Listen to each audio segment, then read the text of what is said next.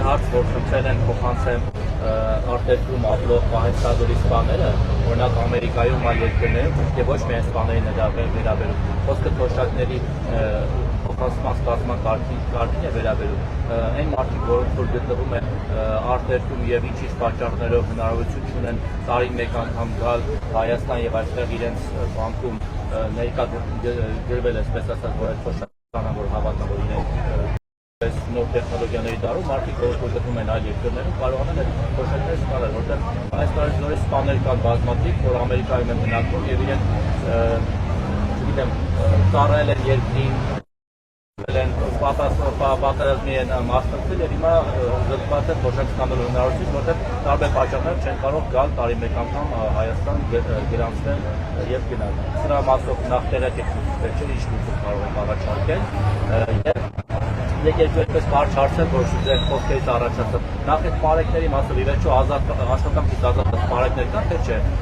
Ճշտ է, այդ հիսունը ոնց որ հերքել են հիմա։ Ես չգիտեմ։ Ասում չկա։ Երբ դուք որ ասում եք ես SMS-ով 1, 2, 3 պատճառից ավել, այսինքն մի պատճառով չեմ հեռացել Պաշտոնյան, երկու պատճառով, ես ուզում եմ հիշեցնել, որ ձեր ԿՊՑ Սարգիս Հովհաննիսյանին կարծես թե հենց մեկ պատճառով հեռացրիք աշխատանքից, Պաշտոնից, երբ որ իմացաք, որ այսինքն ձեր կառավարական համառոթի մոտ գտնվող Լևինի տանիքին սալյուտ էին խփել, դուք երևի վախեցել եք կամ անհանգստացել եք, այդպես հրահանգել եք միանգամից տեղում ազատել նրան Պաշտոնից, օրինակ սա հիմա մի պատճառ է, թե այլ ավելի խորհրդային պատճառներ են կային։ Ունեք էլ ԲԴԽ նախագահային SMS ուղարկելը նորմալ է, ելեն ձեր կառավարության անդամները Նիկոլ, ԲԴԽ նախագահի վերջո սուպեր անկախ մարմնի ղեկավար է, գործադրի ղեկավար եւ SMS ուղարկել։ Բայց կարող է SMS-ի պատասխանել, որ պատասխանել է։ Կարող է չտալ հրաժարականը։ Բայց նաև ԲԴԽ-ն էլ այո անկախ մարմին է, բայց նաև եկեք արձանագրենք, որ քաղաքական մեծամասնությունն է, չէ՞ ընտրում իրան։ Նաև քաղաքական պատասխանատվություն է կրում քաղաքական մեծամասնություն։ Հիմա ես որ բակ մտնում եք, մարդիկ էլի արդարությունից ու արդարադատությունից են խոսում։ Մի հատ ինձ բացատրեք, ես պատասխանատվությունը դրա ոնց կրեմ։ Մի մասին բողոքում եք, ասում եք բանին մնացական Մարտիրոսյանին չեք հանում գործից։ Մյուս մասից բողոքում եք, ասում եք հանում եք գործից։ Ես ոնց կրեմ քաղաքական պատասխանատվությունը։ Չեմ խառնվում, հենա չեմ խառնվում, մարդիկ ասում են միջև Միխի Քոչարյանը նստած չի, պատասխանի։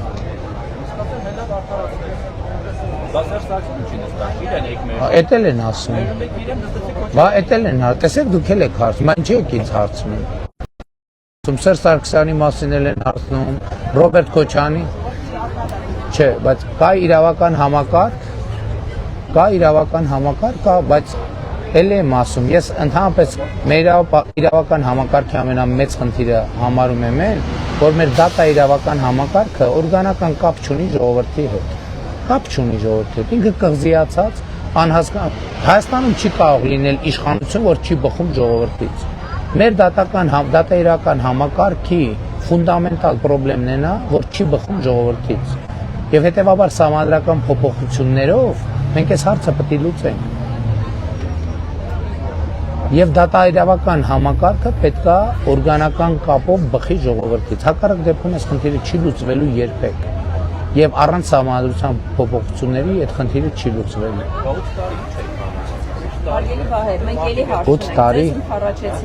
8 տարի պատրաստում էինք սահմանադրության, ասում եմ առանց սահմանադրության փոփոխությունների այդ հարցը չի լուծվելու։ 8 տարի անց դուք նորից էլ նախնիներն եք իրականացնում, եք շերոս յանուշ եք բացի Քոչարյանի նախնիներից։ Ես չեմ թիրախավորում, եթե դուք ուղղ եթերում հետևում եք, ժողովուրդն է թիրախավորում։ Ինձ էլ թիրախավորում է նրա համար, որ Ռոբերտ Քոչարյանը դեռևս ազատության մեջ է։ Այն երկու հարցը Սարգիս Հովհաննիսյանին չի ազատեցիք, եթե մի պատճառի։ Սարգիս Հովհաննիսյանին ազատեցի 3-րդ պատճառով, ցանկացած որևէ մեկին ազատել եմ 3-րդ պատճառով։ Դա արդեն այլ մանրամասն ՊՊՑ-ն հատուկ ծառայությունն է եւ իր գործունեությունը չեմ պատրաստվում հրապարակային քննարկման առարկա դարձնել։ Թոշակները այս տարի զորի սպանին չի կարա գա Հայաստան կարա բացատրել։ Ինչի՞ չի կարող գա Հայաստան։ Դե մեկը կարող է երկուսը, բայց բազմաթիվ այլ Ուրեմն Պայստազորի սպան բնակվում է Միացյալ Նահանգներում եւ չի կարող գալ Հայաստան, այդ արդեն լավ չի հնչում։ Իվի մեկը հիվանդության պատճառով, մեկը պարտադիր խնդիր ունի, բայց Դուք գիտեք, որ այդ համակարգը հերրավար հաստատման ինքը շատ մեծ կոռուպցիոն ռիսկեր է առաջացնում, մենք չենք կարող այդ սպանական միջոցով լուծումներ կան։ Միջև էսպա մենք վստահելի լուծում չենք գտել եւ որ պահին կտեսնենք, որ որևէ լուծում կա, որը վստահելիորեն այդ հարցը կարգավորում է, գուցեև գնանք այդ լուծումներին։ Միջև էսպա նման լուծում չենք գտել։ Շնորհակալություն եւ Թող գան ստանան թոշակ։ Հավանիչ տեսանյութը եւ բաժանորդագրվիչ նորությունները բաց չթողնելու համար։